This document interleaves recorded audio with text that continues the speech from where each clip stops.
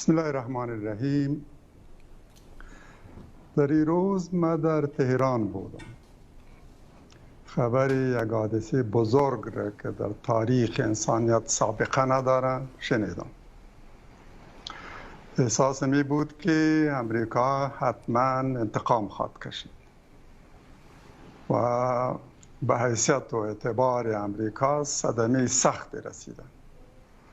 جبرانش هم دشوار جز از طریق هجوم و حمله بر افغانستان شاید بدیل دیگری را انتخاب نکنند که یک اشتباه بود.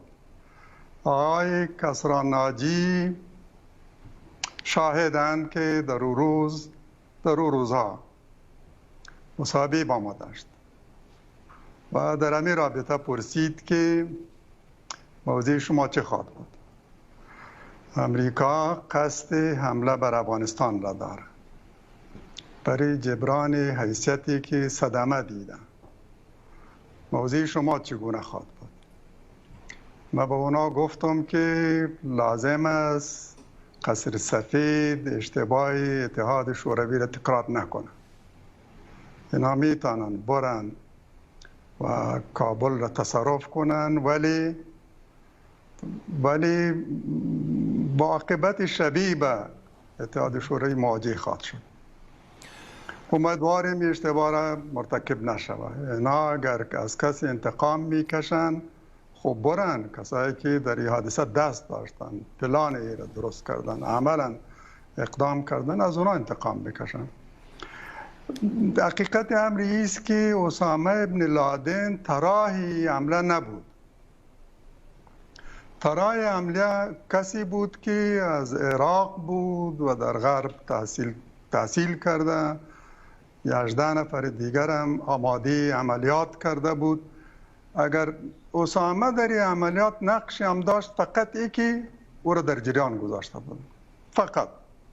اما عملیات یقینا از سوی کسانی طراحی شده و در شرکت کردن و عملی شد که اینا همه در اروپا و در غرب تربیت شده بودند. تحصیل کرده های امریکا و اروپا بودند، ولی قربانیش ملت ما شد. درست. در نتیجه حادثه ما بیش از 1 میلیون شهید داشتیم، بیش از 6 میلیون مهاجر، بیش از 3 میلیون آواره، یک کشور کاملا ویران. امریکا انتقام خود از ملت مظلوم ما کشیدن. بله.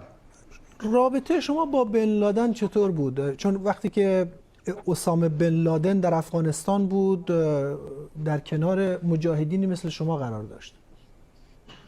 اسامه ابن لادن در جریان حادثه قبل ازی و بعد ازی در کنار طالبان بود و چند سال در کنار طالبان گذشتانده. ولی در زمان مقاومت و جنگ آزادی علیه تجاوز اتحاد شوروی اینا با مجاهدین هم روابط داشتند، با گروه های متعددی، یکسان، با برخی بیشتر، با برخی کمتر. اما بعد از اینا در کنار طالبان بودند و همواره طالبان را همراهی کردند تا روزی که حکومت طالبان سرنگون شد. بله. گفتید که خوب بود که با عاملان این قضیه آمریکایی ها برخورد میکردن. اون لحظه اونها فکر میکردند که اسامه بن لادن پشت این قضیه هست و طالبان از اینکه اسامه بن لادن رو به آمریکا تحویل بدن خودداری کردند. عرض کردم که خوب او یک فرد بود، در عملیات هم عملا نقشی نداشت. طراح عملیات هم او نبود. او را فقط در جریان گذاشتن. 19 تنی که در عملیات شرکت کردند و همه به شهادت رسیدن، خودشان هم طراح عملیات بودند و هم در این عمل شرکت کردند. چرا باید انتقام این حادثه را از افغانهای مظلوم بکشند؟ آقای حکمتیار، البته خب بعضی این رو میگن انگشت اتهام رو به طرف غرب نشانه میگیرن، ولی خب شواهد زیادی ارائه نمیشه. ولی شما وارد جنگ مسلحانه با آمریکا شدید بعد از اون، چرا؟ به ما گفتن که خب ما در هر صورت میاییم. موضوع حزب اسلامی چه خواهد بود؟ موضوع خودت شخصا چه خواهد بود؟ ما گفتم من هیچ بدیل و انتخاب دیگری جز که در کنار ملت خود بیستم، از کشور خود دفاع کنم و به سنگر برم. انتخاب دیگری ندارم. مگر میشد من انتخاب دیگری داشته باشم؟ ولی آقای حکمتیار، کسانی که از این موضوع انتقاد میکنن، بله، کسانی که از این موضوع انتقاد میکنن میگن که طالبان، افرادی مثل شما شاید فرصتی طلایی رو هم از مردم افغانستان گرفتید، فرصت بازسازی، فرصت شکوفایی اقتصادی. عجیب است. نیروهای ناتو آمدن برای جنگ، با توپ و تانک و طیاره خود آمدن، نه با بلدوزرهای خود. برای آبادی افغانستان نآمدن، برای انتقام آمدن. برای ما بگو اینا چی کاری برای افغان‌ها کردن؟ گفتیم که 6 میلیون را خانه‌اش ویران کردن و به هجرت مجبور کردن. ولی آقای حکمتیار بخشی هم بازسازی بود، مثلا راه‌های متعدد، سدهای متعدد، سد کجکی در هلمند، مثلا شاهراه قندهار به کابل و پروژه‌های خیلی زیاد. عجیب است شما از شهرهای کابل قندهار نام میبرین. لطفاً بیاین یک بار امی شهرهای کابل قندهار از نزدیک ببینین. تأسف میکنین، تعجب میکنین. امریکایی همین کارم نتونستن انجام بدن. یک سرک کاملا ویران در حالت خیلی بد. شما ایران یک دستاورد تلقی میکنید بعد از جنگ‌ها و طالبان.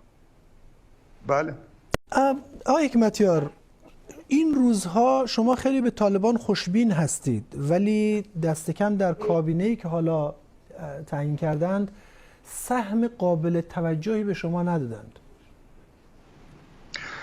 همکاری و حمایت ما از طالبان قطعا مشروط به این نیست که ما در حکومت با اونا شریک باشیم. بدون قید و شرط از اونا حمایت میکنیم. معتقدیم چند کار بزرگ آرمان ما بود و هدف حزب اسلامی، آرمان همه ملت ما و هدف فرد مجاهدین، آزادی خواهان تحقق یافتند. نیروهای خارجی کشور ما را ترک گفتند. حکومت دست نشاندی اشغالگران هم بساطش جمع شدند.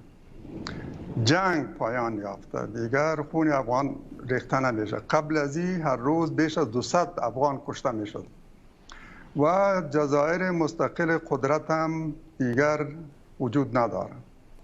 شخصیت‌هایی را که اشغالگران تعمیل کردند، در خدمت اشغالگران بودند، به خاطر اونا و منافعشان علیه ملت ما جنگیدن و در بدلش امتیاز دادن، شهرت دادن، لقب دادن، در اقتدار اینا را شریک کردن. اینا هم دیگر نیستند و ما میریم به سوی یک افغانستان مستقل و آزاد. امروز افغان‌ها میتوانند سرنوشت خود تعیین کنند بدون فشار اجنبی، بدون حضور نیروهای اجنبی در کشور ما. این دستاوردهایی است که باید هر افغان شریف و وطنخواه این ارج بگذاره و از این حمایت کنه. درست است ما در حکومت نیستیم. اصولا هم ما با حکومت‌های ائتلافی میانی خوبی نداریم. او را به نفع کشور خود تلقی نمی کنیم. در این اداره اگر ما این اداره فعلی را، اداره نوی طالبان را با همه کابینه هایی که ما در 50 سال شاهدش بودم مقایسه کنیم، این را من ترجیح میتونم و هر افغان شریف و این را ترجیح میدم. گفتید جنگ تمام شده، احتمالاً شما هم تصاویری از پنجشیر رو دیدید. گفتید خونریزی تمام شده، ولی کشته های زیادی در همین تصاویر دیده میشه. تبلیغاتی است که حقیقت نداره. در پنجشیر فعلا تا حد زیادی امنیت تامین شده. ایران باید در نظر داشته باشیم که برخی از کشورها در رأسش امریکا، اونایی که منافع خود را با ادامه جنگ در افغانستان گری زدند، بر ادامه جنگ سرمایه گذاری داشتند، در کمینن، میخواین ثبات و امنیت در افغانستان تامین نشود، جنگ ادامه کنند. اینا میخوان که از پنجشیر یک حادثه درست کنن، یک سنگر درست کنن. و شما دیدین که وسایل زیادی در این مدت، حتی بعد از سقوط حکومت نجیب، وسایل زیادی وزارت دفاع انتقال شده به پنجشیر. در این مدت 20 سال هم تعداد زیادی از وسایل امریکایی به پنجشیر انتقال شده. برای چی؟ چرا همه ولایات دیگر خلیس‌الله کردن؟ DDR کردن، سلاح را جمع کردن، توپا و تانکای روسی را تخریب کردن.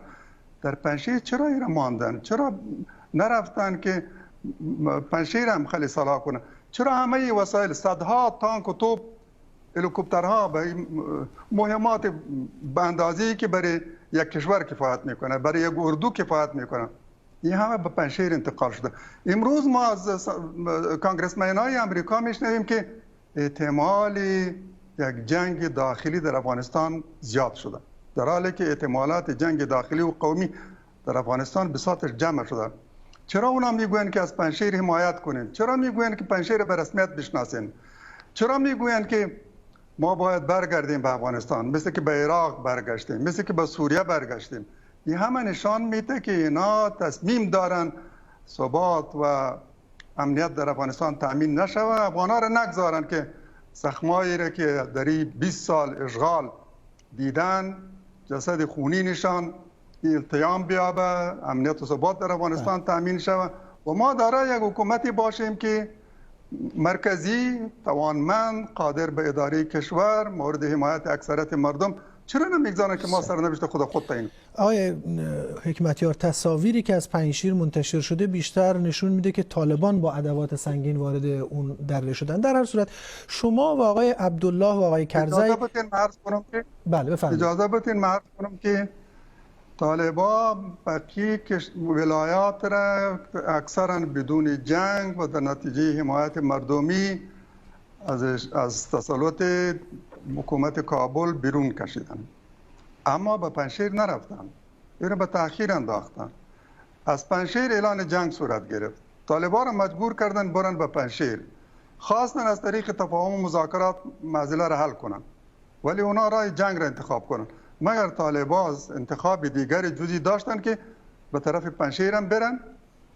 فعلا طالبان در پنجشیر کسی را والی تعیین کرده و مسئولین اداری ولایت که هم از پنجشیرن، از جای دیگری نرفتن، کسی را از جنوب یک پشتون را در پنجشیر توظیف نکردن، به خود مردم پنجشیر اداره ولایت را سپرد. خب آقای کرزی و آقای عبدالله اعلام کرده بودند که در همکاری با شما گفتگوهای رو با طالبان شروع کردید.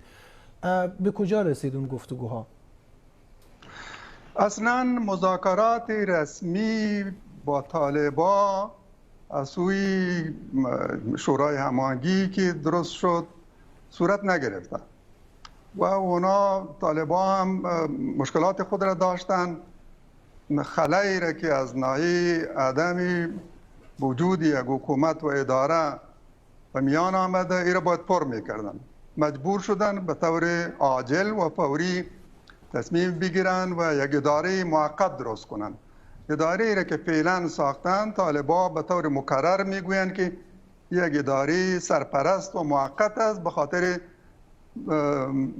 پر کردن خلایی که به وجود آمده، اما در رابطه با حکومت آینده حتما با همه اطراف تاثیرگذار با مذاکره می‌نشینند و یک حکومت همه شمول درست میکنن.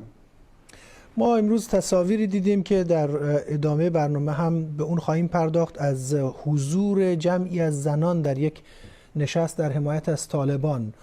از نظر شما این نوع از حضور چیزی است که مطابقت میکنه با اصول اسلامی و زنان باید به همین شکل در اجتماع اگر حضوری دارند حضور داشته باشند و آزادی و دموکراسی رو هم محکوم بکنند؟ مگر ممکن است یک مسلمان آزادی را محکوم کنه؟ اگر ممکن است یک مسلمان متعهد به اسلام و ارزش‌های دینی و اسلامی زنها را از حقوق مسلم اسلامیشان محروم کنه؟ به هیچ صورت افغانایی را اجازه نمیده. باور دارم که اکثریت ملت ما، اکثریت زنها از چیزی که در 20 سال دیدن به سطوح آمدن، تغییر میخواهند، تغییر مثبت. غرب هیچ چیزی برای زنها نداد جز غم و درد و اندوه و زخم. یتیم بیوه، فرزندش کشته شد، شوهرش کشته شد، برادر و پدرش کشته شد. 1 میلیون افغانا به شهادت رسیدن. 6 میلیونی که مهاجر شده قسمت عمدیشان زنان. اینا چی دادن به زنان؟ یکی 20-30 نفر در کابل و در هرات و در اینجا جمع کردن و اکثرشان هم کسایی که سابقه کار همکاری با نیروهای اشغالگر دارن. اینا هرگز از زن افغان نمایندگی نمیکنه. اینایی که امروز در حمایت از طالبان جمع شده یک بخش از جامعه ماست و احساسات اکثریت مردم را تمثیل میکنه. در مورد حجابشان باید عرض کنم که در رابطه به حجاب بین مذاهب مختلف اسلام تفاوت‌های وجود دارند. احناف معتقد به ایستند که زن فقط حجابش امو است که در مراسم حج باید مراعات کنه. روی در جمله حجاب نمیاد، دست و پا در حجاب شامل نیست. زنان میتونن کار کنن، زنان میتونن به تحصیل بپردازن، تعلیم کنن. هیچ قیدی، هیچ محدودیتایی هم نمیشه بر اونا وضع کرد. زنان در جهاد شرکت کردن، هیچ کسی نمیتونه مانع کار و تجارت اونا شود. در هر عرصه میتونن اینا فعال باشن.